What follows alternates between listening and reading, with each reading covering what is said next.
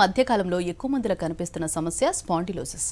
పురుషులతో పోల్చితే స్త్రీలలో ఈ సమస్య కాస్త ఎక్కువగానే ఉంటుంది. ముఖ్యంగా నగరాల్లో నివసించే వారు దీని బారిన పడుతున్నారు. పెరుగుతున్న పని ఒత్తిడి, వ్యాయామం లేకపోవడం, గంటల తరబడి కూర్చొని పనిచేయడం వంటివి ఇందుకు ప్రధాన కారణాలుగా చెప్పుకోవచ్చు. మరి స్పాండిలోసిస్ను ఎలా తగ్గించుకోవాలి? సర్వైకల్ స్పాండిలోసిస్ లక్షణాలు ఏ విధంగా ఉంటాయి? హోమియోపతిలో ఎలాంటి చికిత్స అవైలబుల్ ఉంది? ఇలాంటి మరిన్ని విషయాలు హోమియోకేర్ ఇంటర్నేషనల్ వైద్యులు డాక్టర్ కవిత గారిని అడిగి తెలుసుకుందాం. మీరు కాల్ చేసిన నంబర్లు 04023310680 and 686. హలో డాక్టర్, ముందుగా చెప్పండి, అసలు స్పాండిలోసిస్ అంటే ఏంటి? రీజన్స్ ఎలా ఉంటాయి వీటికి? Spondylosis nothing but spinal problem అంటాం మనం దీన్ని. డిస్క్ సమస్యలో ముఖ్యంగా నవడేస్ ఎక్కువ ఫేస్ చేసిన సమస్య మనకి ఇది. సో అది సర్వైకల్ రీజన్లో ఉన్న వాటి డిస్క్లో ఎఫెక్ట్ అయితే కనుక సర్వైకల్ స్పాండిలోసిస్ అని, నడుము ప్రాంతంలో లుంబార్ రీజన్లో కనుక ఎఫెక్ట్ అయితే కనుక లుంబార్ స్పాండిలోసిస్ అని అంటాం. సో ముఖ్యంగా స్పాండిలోసిస్ రావడం కనుక కారణాలు ఏంటి అంటే కనుక డీజనరేషన్ ఆఫ్ ద డిస్క్.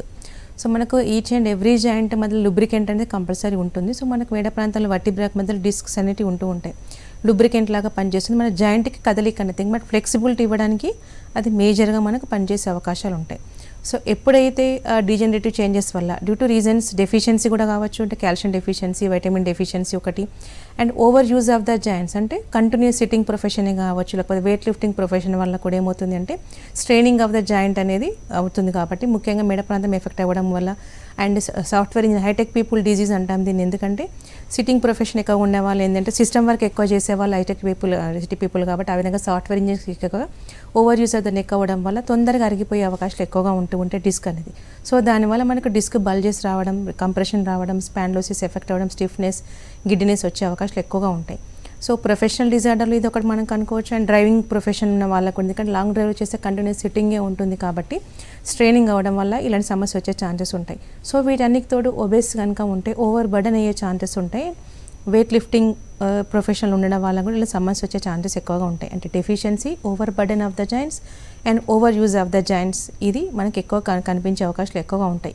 దీనికి తోడు ఎక్కువ మనకు ఆటో ఇమ్యూన్ డిజార్డర్స్ నవడేస్ ఎక్కువగా పెరుగుతున్నాయి. సో బాడీలో అబ్నార్మల్ ఇమ్యూన్ రెస్పాన్స్ వల్ల కూడా మనకు వన్ టైప్ ఆఫ్ స్పాండిలోసిస్ వచ్చే అవకాశం ఉంటుంది. That nothing but ankylosing spondylosis అంటాం. సో ఈ యాంక్లోజింగ్ స్పాండిలోసిస్ మనకి నడుము ప్రాంతంలో స్టార్ట్ అయిపోయి నెక్ వరకు కూడా ఎఫెక్ట్ అయ్యే ఛాన్సెస్ ఉంటాయి. బట్ నెక్ పెయిన్ అనగానే ప్రతి ఒక్కటి స్పాండిలోసిస్ అని అనుకోకూడదు.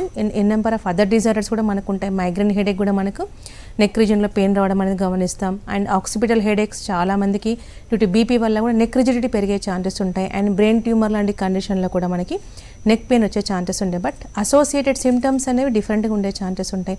మీకు స్పాండిలోసిస్కి ఓన్లీ ఇనిషియల్ స్టిఫ్నెస్ ఉండడం, రిలాక్స్ అవ్వడానికి కొంచెం తగ్గిపోయే ఛాన్సెస్ ఉంటాయి. కొంతమంది గిడ్డినెస్ ఉంటుంది, కొంతమంది dragging pain. So depending upon disease pathology డిఫరెంట్గా ఉండే ఛాన్సెస్ ఉంటాయి.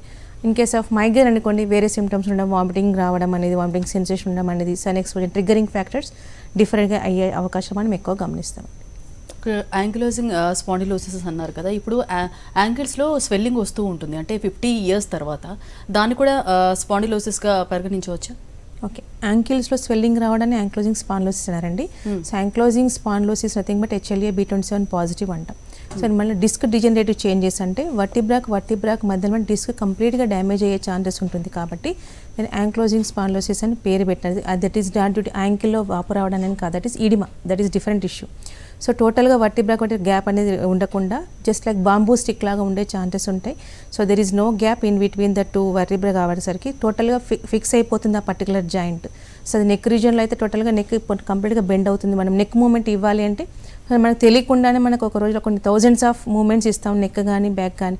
బట్ ఇలాంటి కేసెస్లో టోటల్ బాడీ తిప్పాల్సిన అవకాశాలు ఉంటాయి. Like neck either left side, right side, forward bending, backward bending కంప్లీట్గా రిస్ట్రిక్ట్ అయ్యే ఛాన్సెస్ ఉంటుంది. అండ్ గిడ్డినెస్ వచ్చే ఛాన్సెస్ ఉంటాయి.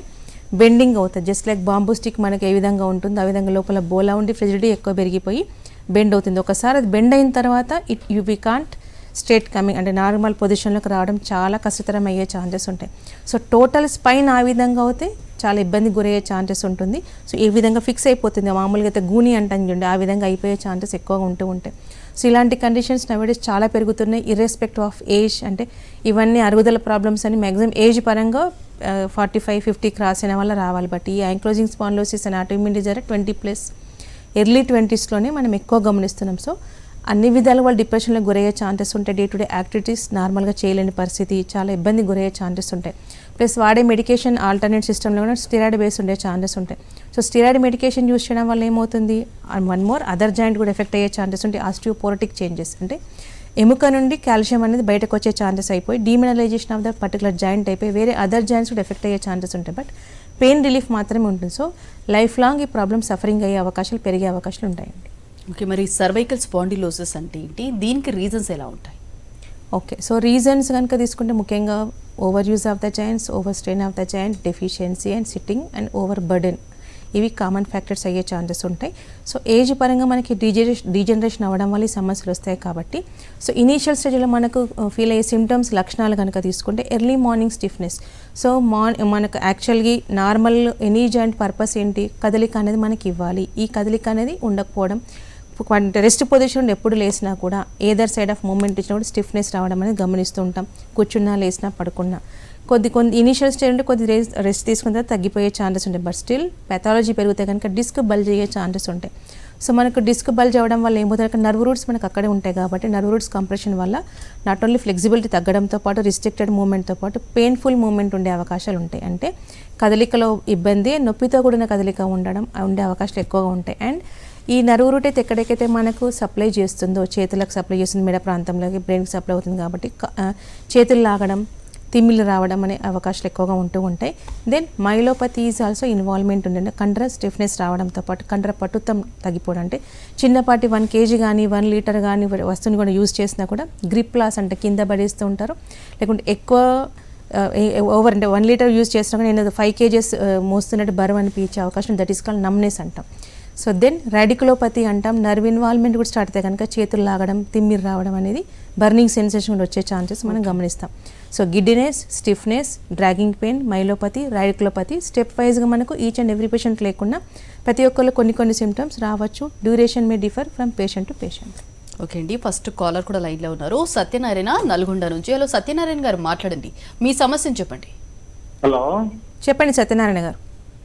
మా మిసెస్ కి స్పాండిలైజర్ అంటే మెడ నొప్పి, మెడ మొత్తం ఒక పక్క లాగుద్దండి.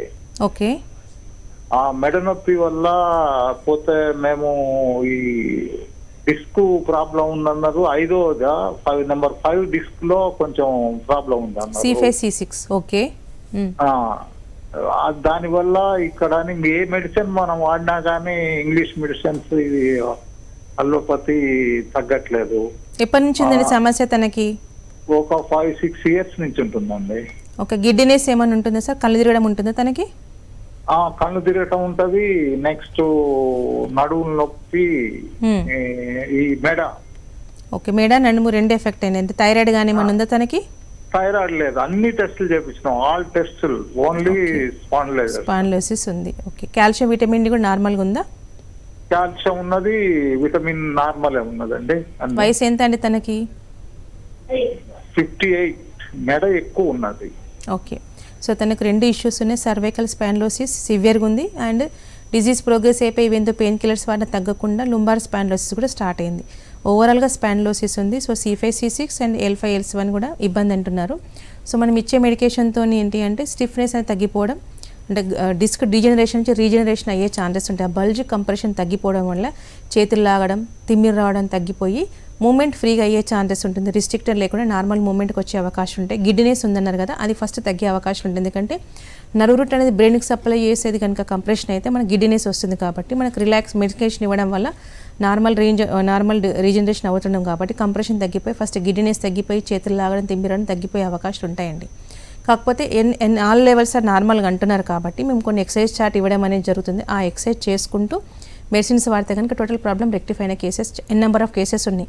చాలామంది సర్జరీకి వెళ్ళమని చెప్తుంటారు. సో మనకు నెక్ సెన్సిటివిటీ ఉంటుంది, అక్కడ డిస్క్ బల్జెస్ ఉన్న నర్వ్ రూట్ కట్ అవ్వడం వల్ల చాలా ఇబ్బంది ఉంటుంది కాబట్టి నాన్ సర్జరీ రిక్వైర్మెంట్ లేకుండానే తనకు కొన్ని నెక్ అంటే spondylosis of cervical and lumbar 2 correction అయ్యే ఛాన్సెస్ ఉంటాయి. ఒక్కసారి మీరు తీసిన MRI రిపోర్ట్ కనుక తీసుకొని మీ మిస్సెస్ని తీసుకొని వస్తే దాని దగ్గర ప్రాబ్లం రెక్టిఫై చేసుకోవచ్చండి.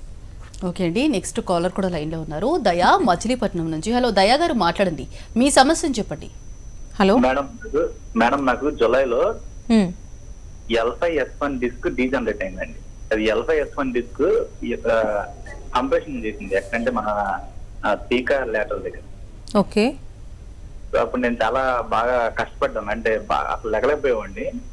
అయితే ఫస్ట్ హాస్పిటల్కి వెళ్తే ఎంఆర్ఐ తీశారు, తర్వాత మీరు రెస్ట్ తీసుకోండి పెయిన్ కిల్లర్స్ ఇచ్చారు, తగ్గకపోతే ఆపరేషన్ చేయాలన్నారు. కానీ నేను ఇప్పుడు రెస్ట్ లో ఉన్నాను. ఒక 1 month బాగా రెస్ట్ తీసుకున్న తర్వాత బాగా ఓకే. మేడం. అంటే లో ప్రాబ్లమ్స్ ఉంటాయా? మీ వయసు ఎంత అండి? ఏం చేస్తుంటారు మీరు? 32 అండి. నేను లెక్చరర్ అండి. ఏంటండి? 32 అండి నా వయసు. నేను లెక్చరర్ అండి. ఓకే. సో యాక్చువల్గా స్పాండిలోసిస్ అంటాం సార్ దీన్ని. లుంబార్ స్పాండిలోసిస్ వల్ల డిస్క్ బల్జ్ కానీ డిస్క్ ప్రొలాప్స్ కానీ అవ్వడం వల్ల, అంటే బల్జింగ్ అయితే స్టిఫ్నెస్ వరకే ఉంటుంది, కాలు లాగడం వరకు ఉండదు. వన్స్ ప్రొలాప్స్ అయితే కనుక మీ 2 కండిషన్ స్లిప్ డిస్క్ అంటాం దీనివల్ల ఏమవుతుంది అంటే మూమెంట్ కూడా రిస్ట్రిక్షన్, అంటే సింగిల్ మూమెంట్ ఇచ్చినా కూడా చాలా వరకు ఇబ్బంది గురయ్యే ఛాన్సెస్ ఉంటాయి. ప్లస్ మనకు లోయర్ పార్ట్కి సప్లై చేసే సయాటిక్ నర్వ్ అనేది మనకు అక్కడ నుంచే డివే అయిపోతుంది. లెఫ్ట్ సైడ్కి లెఫ్ట్ లెగ్కి, రైట్ సైడ్ రైట్ లెగ్, కింద ఉన్న ఆర్గాన్కి సప్లై చేసే అవకాశాలు ఉంటాయి. ఎప్పుడైతే అది కంప్రెషన్ అవుతుందో సివియర్గా లాగడం కానీ, తిమ్మిరి రావడం కానీ, కాళ్ళు ముడుచుకోవడం కానీ ఇబ్బందికి అయ్యే ఛాన్సెస్ ఉంటుంది. అటువంటి మోషన్కి వెళ్ళడానికి కూడా ఇబ్బంది అయ్యే ఛాన్సెస్ ఉంటుంది, కింద కూర్చోడానికి కూడా ఇబ్బంది అయ్యే అవకాశాలు ఉంటాయి. సో మీరు రెస్ట్ అనేది that is not life long solution కదా. రెస్ట్ తీసుకోవడం వల్ల పెథాలజీ పెరగకుండా కొంచెం దానిపైన ట్రిగ్గరింగ్ ఫ్యాక్టర్ లేకుండా చూసుకోవచ్చు. బట్ దానివల్ల డిజీజ్ అనేది తగ్గదు, బట్ పెరగకుండా కొద్దిపాటి రెస్ట్ తీసుకోవడం వల్ల పెయిన్ అనేది మీకు తెలియకుండా ఉంటుంది. అలా అని పెయిన్ కిల్లర్స్ యూజ్ చేయడం వల్ల కూడా ఓన్లీ మీకు పెయిన్ రిలీఫ్ ఉంటుంది, బట్ అండర్లైన్ ప్రాబ్లమ్ అనేది స్లిప్ డిస్క్ కానీ డిస్క్ బల్జ్ కానీ తగ్గదు. ఆ కంప్రెషన్ అనేది స్టిల్ మెయింటైన్ అవుతూనే ఉంటుంది. పెయిన్ కిల్లర్ మానేయగానే మళ్ళీ రికరెన్స్ అయ్యే ఛాన్సెస్ ఉంటుంది. సో ఇలాంటి కండిషన్స్ కంటిన్యూగా అదే విధంగా ప్రొలాంగ్ అయినాయి అనుకోండి, ఓన్లీ పెయిన్ కిల్లర్స్తోనే రన్ అవుతుంటాయి. చాలామంది కొన్ని ఇయర్స్ తరబడి అట్లా వాడుతూనే ఉంటారు. సో దానివల్ల ఏమవుతుందంటే కాంప్లికేషన్స్ అంటే బట్ సయాటికా రావడంతో పాటు యూరినరీ బ్లాడర్ ఇన్కాంటినెన్స్ అంటే యూరిన్ ఇన్కాంటినెన్స్ అయ్యే ఛాన్సెస్ ఉంటాయి. అంటే అక్కడున్న కంట్రోల్ కూడా వీక్ అయిపోవడం వల్ల ఏమవుతుంది అంటే తుమ్మినా దగ్గిన మూత్రం పడిపోవడం, కాన్స్టిపేషన్ రావడం అయ్యే ఛాన్స్ ఎక్కువ ఉంటాయి. అండ్ లోయర్ లిమ్స్ సివియర్గా లాగడం, not even day to day activities కూడా చేసుకునే పరిస్థితి అయ్యే ఛాన్సెస్ ఉంటుంది. దీన్ని కాడా ఈక్వినా సిండ్రోమ్ అంటాం. సో ఇప్పుడు మీరు చేసే పొజిషన్లో ఏంటి అంటే వెయిట్ లిఫ్టింగ్ కొద్దిగా అవాయిడ్ చేసి హోమియోచికిత్స వాడడం వల్ల ఏమవుతుంది అంటే స్లిప్ డిస్క్ అనేది నార్మల్ పొజిషన్ రావడంతో పాటు కంప్రెషన్ తగ్గి లాగడం తిమ్మిరి తగ్గిపోయి ఫ్యూచర్లో వెయిట్ లిఫ్టింగ్ ఒకటి చేయకుండా చాలు. అండ్ ఒక ఎక్సర్సైజ్ చార్ట్ ఇవ్వడం అనేది జరుగుతుంది. ఇప్పుడు కాదు, so once more than 60 to 70% నొప్పి తగ్గిన తర్వాత అంటే రీజనరేషన్ అయిన తర్వాత మీరు ఆ ఎక్సర్సైజ్ కూడా ఫ్యూచర్లో కంటిన్యూ చేసుకుంటూ ఉంటే మళ్ళీ ప్రాబ్లం రిపీట్ కాకుండా ఉంటుంది. మీరు అన్నట్టు ఇలాంటి కాంప్లికేషన్స్ లేకుండా కూడా చూసుకోవచ్చు. ఓకే అండి, నెక్స్ట్ కాలర్ కూడా లైన్లో ఉన్నారు, సుందర్ రాజు గారు. హలో సుందర్ రాజు గారు, మాట్లాడండి, మీ సమస్యను చెప్పండి. హలో మేడం, నమస్తే మేడం. సార్ నమస్తే, చెప్పండి. మేడం, నేను 12 years నుంచి కంప్యూటర్ ఆపరేటర్ పనిచేస్తున్నాను మేడం. ఓకే మేడం, నాకు 5 years నుంచి neck pain madam. Neck pain ఉంది మేడం బాగా. ఓకే, మరి ఏం వాడుతున్నారు మెడిసిన్స్? మెడిసిన్ ఏదో లాస్ట్ మంత్ చూపించుకున్నాను మేడం నెల్లూరులో. ఏదో మెడిసిన్ ఇచ్చారు కానీ ఏం ప్రయోజనం లేదు మేడం.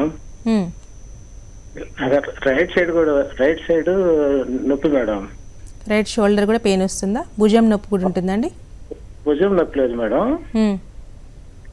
వీపులో మేడం. వీపు నొప్పి కొంచెం కూర్చున్నప్పుడు మాత్రం బాగా ఎక్కువ నొప్పి వస్తుంది మేడం. ఓకే, అది ఎట్లా మరి తగ్గుతుందా మేడం నాకు మెడిసిన్? యాక్చువల్గా మనకి స్పాండిలోసిస్ అంటే ఒకసారి మీరు ఎక్స్రే కానీ ఎంఆర్ఐ కానీ తీయించుకున్నారా? ఏం తీసుకోలేదు మేడం. మెడిసిన్ ఇచ్చారు, 1 నెల చూడమన్నారు, తర్వాత రమ్మన్నారు. ఓకే, యాక్చువల్గా ఇంటర్స్కాపులర్ రీజన్ అంటాం వీపులు అంటే కనుక దానికి మల్టిపుల్ రీజన్స్ ఉంటాయండి పెయిన్కి. సో మరి ఇంటర్స్కాపులర్ అనేది బట్ షోల్డర్ బ్లేడ్స్ అంటాం, మధ్యలో పెయిన్ అనేది రీజన్స్ చాలా రకాలుగా ఉంటాయి.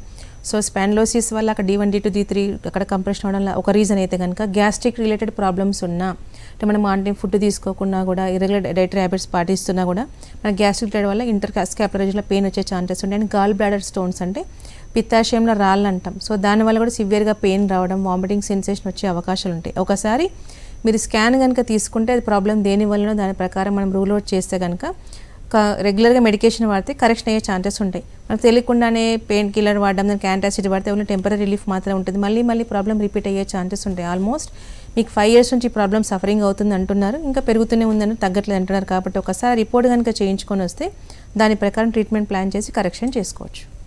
సో ఇప్పుడు సర్వైకల్ స్పాండిలోసిస్లో చూసుకుంటే కనుక ఒక బోన్ అరుగుదలకి గురైనప్పుడు ఇన్ కేస్ నెగ్లెక్ట్ చేస్తే నార్మల్ పెయిన్ అనుకొని ఎలాంటి కాంప్లికేషన్స్ ఉంటాయి అంటారు? యాక్చువల్గా మనకి ఇందాక చెప్పినట్టు మైలోపతి, రాడికులోపతి సిమ్టమ్స్తో పాటు అదేవిధంగా మోర్ దెన్ 2-3 డిస్కస్ కనుక ఇబ్బంది అయినా కూడా లేకపోతే ఆస్టియోఫైటిక్ ఫార్మేషన్ కూడా ఏర్పడతాయంటే చాలా దాన్ని రివర్స్ చేయడానికి కూడా చాలా కష్టమయ్యే ఛాన్సెస్ ఉంటుంది. సో నర్వ్ రూట్ కంప్రెషన్ అయిపోయి కంప్లీట్గా అది డీజనరేషన్ అవడం వల్ల ఏమవుతుందంటే ఆ ఏదైతే నర్వ్ అనేది ఏ మజిల్కి సప్లై చేస్తుందో అది వీక్ అయ్యే ఛాన్సెస్ ఉంటుంది. నథింగ్ బట్ మైలేషియా అంటాం, మైలోపతిక్ రైజ్ వల్ల టోటల్ మజిల్ వేస్టింగ్ అయ్యే ఛాన్సెస్. జస్ట్ లైక్ మనకి పెరాలసిస్ వస్తే ఆ పర్టికులర్ హ్యాండ్ ఏ విధంగా పనిచేయదో, so not only grip loss అనే కాకుండా ఆ మజిల్ కంపారిజన్ కూడా చూస్తే కనుక ఇప్పుడు రైట్ సైడ్ ఎఫెక్ట్ అయింది అనుకోండి, లెఫ్ట్ సైడ్ చూస్తే కనుక ఈ మజిల్కి ఆ మజిల్కి టోన్ కానీ గ్రిప్ కానీ వీక్ అయిపోయే ఛాన్సెస్ మనం గమనిస్తుంటాం. అది ఆ పవర్ అనేది తగ్గిపోయే అవకాశాలు ఎక్కువ మనం గమనిస్తున్నాం. సో ఓవరాల్గా లిఫ్టింగ్ అనే ప్రాబ్లం కూడా ఇబ్బంది అయిపోయి రోజువారీ పంట ఆ particular functioning of that particular muscle కూడా టోటల్గా ప్రాబ్లం అయ్యే ఛాన్సెస్ ఉంటాయి.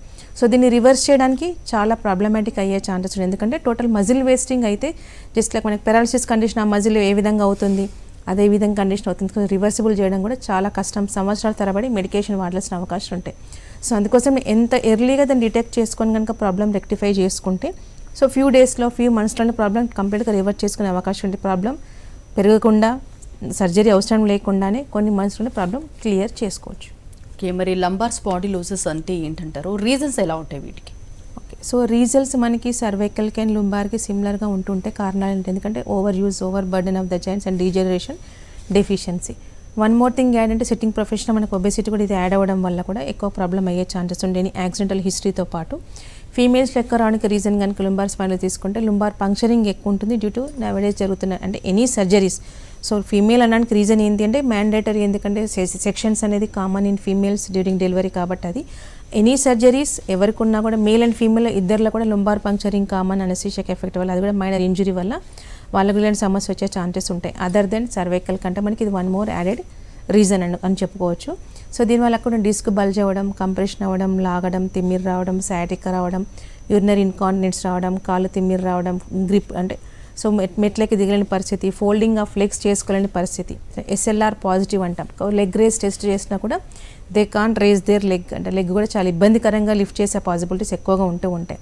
సో మనకి ఏ వర్క్ చేయాలన్నా కూడా కాళ్ళు చేతులు కంపల్సరీ మన మినిమం వర్కౌట్కి అవసరం కాబట్టి సో ఈచ్ అండ్ ఎవ్రీ పనిలో కూడా ఇబ్బందికి గురయ్యే ఛాన్సెస్ మనం ఎక్కువ గమనిస్తుంటాం. బర్నింగ్ సెన్సేషన్, లాగడం, తిమ్మిరి, యూరినరీ ఇన్కాంటినెన్స్ అంటే సో నర్వ్ ఇన్వాల్వ్మెంట్ స్టార్ట్ అవుతున్న కొద్దీ సయాటికా ప్రాబ్లం పెరగడం, ఇలాంటి సమస్యలన్నీ పెరిగే అవకాశాలు ఉంటాయి. ఎమర్జెన్సీ ఇందాక వచ్చిన కాలర్ లాగా సో కంప్లీట్ బెడ్ రెస్ట్ అండి, కొద్దిపాటి వర్కౌట్ చేయట్లేదు, మూవ్మెంట్ కూడా ఇబ్బంది అవుతుంది చెప్తున్నారు. సో అలాంటి కండిషన్స్ కూడా క్రియేట్ అయ్యే ఛాన్సెస్ ఉంటాయి. డిస్క్ ప్రాబ్లం, డిస్క్ ప్రొలాప్స్ అంటామండి. ఓకే అండి, నెక్స్ట్ కాలర్ కూడా లైన్లో ఉన్నారు. శ్రీనివాస్, కృష్ణా జిల్లా నుంచి. హలో శ్రీనివాస్ గారు, మాట్లాడండి, మీ సమస్యను చెప్పండి. హలో, కొంచెం ఎక్సర్సైజ్కి వస్తుందండి, వాళ్ళు దెబ్బతిందన్నారు. ఓకే, వాడుతున్నామండి మందులు, 3 సంవత్సరాల నుంచి వాడుతున్నాము, అవి తగ్గట్లేదండి. ఏం ప్రాబ్లం అన్నారండి? వాళ్ళు కొంచెం తేడాగా ఉందన్నారండి. ఏం వాల్వ్ అండి? ఇది వాళ్ళు అండి, గుండె దగ్గర వాళ్ళు. హార్ట్ ఇష్యూ ఏమన్నా ఉందండి? అవునండి. గుండె సమస్యనా? అవునండి. ఏం ప్రాబ్లం అన్నారు? ఈ వాళ్ళు కొంచెం దెబ్బతింది, మందులు వాడితే తగ్గిద్ది అన్నారండి. మీ వయసు ఎంత అండి? స్మోకింగ్ అని డ్రింకింగ్ అని అలవాటు ఉందా? ఏం అలవాట్లేదండి, 51 సంవత్సరం అండి. ఆయాసం వస్తుందా అండి మీకు? వస్తుందండి. ఓకే, అంటే బీపీ కానీ థైరాయిడ్ కానీ డయాబెటీస్ కానీ మన సమస్యలు ఉన్నాయా? ఏం లేవండి, మెడలో లాక్కుపోతాయండి, 20 రోజుల నుంచి లాగినట్టు మళ్ళీ. ఓకే, సో మనకు చాలా వరకు కార్డియాక్ ఇష్యూస్, ఇప్పుడు స్పాండిలోసిస్ ఇందాక చెప్పినట్టు నెక్ ప్రాబ్లం అనే కాకుండా చేతులు లాగడానికి one of the reason heart related problem ఉంటుంది. మీకు చెప్పినట్టు కార్డియాక్ ఇష్యూ అంటే వాల్వులార్ ప్రాబ్లం, అంటే మనకు ట్రైకస్పిడ్ వాల్వ్, బైకస్పిడ్ వాల్వ్ కనుక ఆ గుండెలో ఉండే ఛాన్సెస్ ఉంటాయి. అక్కడ ఏమన్నా ప్రాబ్లమ్స్ ఉండడం వల్ల కూడా మర్మర్ సౌండ్ రావడం కానీ, చెస్ట్ పెయిన్ రావడం కానీ, క్లాటింగ్ ఉండడం వల్ల కూడా, పంపింగ్ ప్రాబ్లం ఉండడం వల్ల చెస్ట్ పెయిన్తో పాటు చేతిలో లెఫ్ట్ సైడ్ ఎక్కువగా చేయి లాగడం, గుంజడం అనేది ఉంటుంది. సో మీకున్న సమస్య అదండి, బట్ క్లియర్ కట్గా లేదు ఏ ప్రాబ్లం అనేది. సో బ్లడ్ థిన్నింగ్కి అయితే క్లాట్ లాంటిది ఉంటే మాత్రం హోమియో చికిత్సలో మీకు వర్కౌట్ అయ్యే ఛాన్సెస్ ఉంటాయి. సో వాల్వర్ ప్రాబ్లం అంటే కనుక అది ఏందో కనుక దాని ప్రకారం చూడండి, అందులో కూడా ప్రొలాప్స్ ఉంటాయి, ట్రైకస్పిడ్ ప్రొలాప్స్, మైట్రల్ ప్రొలాప్స్ అని అంటాం దాన్ని కూడా. అదేమన్నా ఉంటే కనుక దాని ప్రకారం కొన్ని అంటే సర్టెన్ ఎక్స్టెంట్ కంప్లీట్గా రివర్స్ కాలేదు, బట్ సర్టెన్ ఎక్స్టెంట్ బెటర్ అయ్యే ఛాన్సెస్ ఉంటాయి. సో 60% రికవరీ పాసిబిలిటీ అయ్యే ఛాన్సెస్ ఉంటాయి. బట్ స్టిల్ ఒకసారి మీరు తీసుకున్న రిపోర్ట్స్ కనుక తీసుకొని వస్తే దాని ప్రకారం మనం ఎంతవరకు మీకు బెనిఫిట్ చేయగలుగుతామని చెప్తామండి. ఓకే అండి, నెక్స్ట్ కాలర్ కూడా లైన్లో ఉన్నారు. ప్రసాద్, కర్ణాటక నుంచి. హలో ప్రసాద్ గారు, మాట్లాడండి, మీ సమస్యను చెప్పండి. హలో, నమస్తే మేడం. హలో కవిత గారు అండి. నమస్తే మేడం. నమస్తే ప్రసాద్ గారు, చెప్పండి మేడం, నా ఏజ్ 39 సంవత్సరాలు మేడం. నేను సిమెంట్ ఇండస్ట్రీలో పనిచేస్తున్నాను. మార్నింగ్ 8 to ఈవినింగ్ 8 వరకు నేను కూర్చొని చేసే పనే మేడం, వేరే ఏం పని లేదు. ఓకే. అయితే నాకు ఒక 6 months నుంచి, అంటే బిఫోర్ మా మిసెస్ ప్రెగ్నెన్సీ దగ్గర నుంచి కొంచెం నాకు బ్యాక్ పెయిన్ నుంచి రావడం స్టార్ట్ అయింది. అయితే దానికోసం అని చెప్పి డాక్టర్ని కన్సల్ట్ అయితే వాళ్ళు ఎంఆర్ఐ స్కాన్ తీసుకోండి అని చెప్పన్నారు తెలిసిన వాళ్ళ ద్వారా. సో గుంటూరు వెళ్ళి ఎంఆర్ఐ స్కాన్ తీసుకుని చూస్తే దాంట్లో ఒక డిస్క్ ఏదో పక్కకు జరిగింది అని చెప్పన్నారు. దానివల్ల మీకు పెయిన్ వస్తుంది, అప్ టు మాకు టో వరకు పెయిన్ వస్తుంది మేడం అట్లా. ఓకే.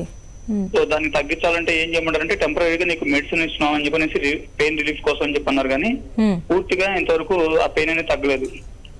సో నేనేంటంటే మాకు బేసిక్ గా మా ఫ్యామిలీ మొత్తం హోమియోపతి వాడతాం మేడం.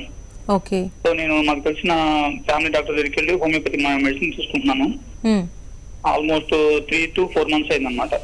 ఓకే. గ్రాడ్యువల్ గా తగ్గుతూ వస్తుంది, కానీ నా డౌట్ ఏంటంటే ఫర్దర్ గా ఇంకా ఎన్నాళ్ళు వాడాలి, అది ఫర్దర్ గా ఇంకా మళ్ళీ వచ్చే ఛాన్సెస్ ఏమైనా ఉన్నాయా దీనికి, దీని సైడ్ ఎఫెక్ట్స్ ఏమన్నా? అంటే నేను డైట్ తీసుకుంటున్నాను ప్రాపర్ గా, మేడం ఒక డైట్ చెప్పారు. వెయిట్ లాస్ ఉన్నారు, ఫస్ట్ నేను 85 kg, ఇప్పుడు 70కి వచ్చాను madam, 75 around. Very good. Okay. Okay. Further గా నేను ఇప్పుడు కన్సల్ట్ కంటిన్యూ అవ్వచ్చు, అలానే అదే మెడిసిన్ ఎన్నాళ్ళు వాడాలి ఇంకా? ఓకే. యాక్చువల్గా మీకున్న డిస్క్ బల్జ్ అంటున్నారు కాబట్టి, సో వెయిట్ రిడక్షన్ వెయిట్ అనేది ఒక ట్రిగరింగ్ కాబట్టి అది మెయింటైన్ అవుతుంది, దట్ ఈస్ గుడ్. బట్ ఎన్నాళ్ళు అంటే మీకు మళ్ళీ ఒకసారి ఎక్స్ట్రాగా ఎంఆర్ఐ కానీ తీసినట్టే పెయిన్ రిలీఫ్ అనేది పెయిన్ కిల్లర్ అయినా మనకు చేస్తుంది, అది కాదు క్రైటీరియా. డిస్క్ అనేది బల్జ్ ఎంతవరకు రికవర్ అయింది అనేది మనకి ఎక్స్ట్రాగా ఎంఆర్ఐ కానీ తీస్తే తెలుసుకునే అవకాశాలు ఉంటాయి. అండ్ మూమెంట్ నార్మల్గా అవ్వడం, కాళ్ళు లాగడం, తింబి రావడం కంప్లీట్గా క్లియర్ అయ్యే ఛాన్సెస్ ఉంటాయి. దెన్ కొన్ని రకాల ఎక్సర్సైజ్ కూడా ఉంటాయి, నాట్ ఓన్లీ డైట్ అండ్ మెడిసిన్తో పాటు కొన్ని రకాల ఎక్సర్సైజెస్ కూడా ఉంటాయి. అవి మీరు ఫ్యూచర్లో కంటిన్యూ చేసుకున్న that will be enough. But severity of the disease అనేది మనకు సింగిల్ డిస్క్ అయినా మల్టిపుల్ డిస్క్లు అయినా అన్న పెథాలజీ అంటే డిస్క్ బల్జ్ వరకే ఉందా, ప్రొలాప్స్ ఉందా, లేకపోతే టియర్ లాంటిది ఉందా, సో దాని ప్రకారం మనం జడ్జి చేసే అవకాశాలు ఉంటాయి.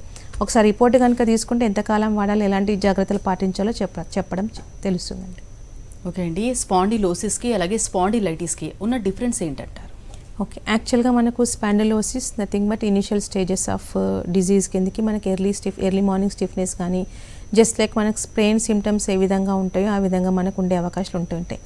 నెక్స్ట్ స్టేజ్ స్పాండిలోసిస్, స్పాండిలోలిస్థిసిస్ అంటూ ఉంటాం. సో లిస్థిసిస్ కనుక తీసుకుంటే మనకి ఎక్కువ కంప్లీట్గా డిస్క్ అనేది మొత్తం టోటల్గా వెళ్ళిపోయే ఛాన్సెస్ ఉంటాయి. నథింగ్ బట్ బోన్, ఇందాక చెప్పినాను కదా యాంక్లోజింగ్ స్పాండిలోసిస్లో total bone to bone there is no space in between అనే ఉంటుంది కాబట్టి బాంబోలెక్ స్టిక్ రావడం ఇది challenging case to every disorder and every system. So challenging case అయ్యే ఛాన్సెస్ ఉంటాయి. అది యాంక్లోజింగ్ స్పాండిలోసిస్ ఎర్లీ ఏజ్లో వస్తుంది కాబట్టి అది ఆటోఇమ్యూన్ డిజార్డర్ కాబట్టి అది ఛాలెంజింగ్ అయినా కూడా హోమియోపతిలో మనకు కంప్లీట్గా రికవర్ అయ్యే ఛాన్సెస్ ఉంటాయి. HLA-B27 పాజిటివ్ కూడా మన నెగిటివ్ వచ్చిపోయి బెండ్ కాకముందు వస్తే కనుక కంప్లీట్గా ఫ్లెక్సిబిలిటీ పెరిగే ఛాన్సెస్ ఉంటాయి. But in case of age పరంగా మనకు నెగ్లిజెన్సీ వల్ల కనుక స్పాండిలోలిసిస్ కనుక వస్తే అప్పుడు మనం రీజనరేషన్ చేయడం చాలా ఇంపాసిబుల్. సర్జరీ ఉండదు, దానికి ఎలాంటి ట్రీట్మెంట్ ఉండదు, అండ్ మెడిసిన్ వల్ల కూడా కాదంటే ఒకసారి 55-60 క్రాస్ అయిన తర్వాత స్టిఫ్నెస్ స్టార్ట్ అయిపోయి there is no in between the vertebra space కనుక లేకుంటే చాలా కష్టతరం అయ్యే ఛాన్సెస్ ఉంటాయి. సో టోటల్గా ఆ జాయింట్ అనేది ఫిక్స్ అయిపోయే ఛాన్సెస్ ఉంటాయి. సో ఇబ్బంది గురే అవకాశాలు ఎక్కువ ఉంటాయి.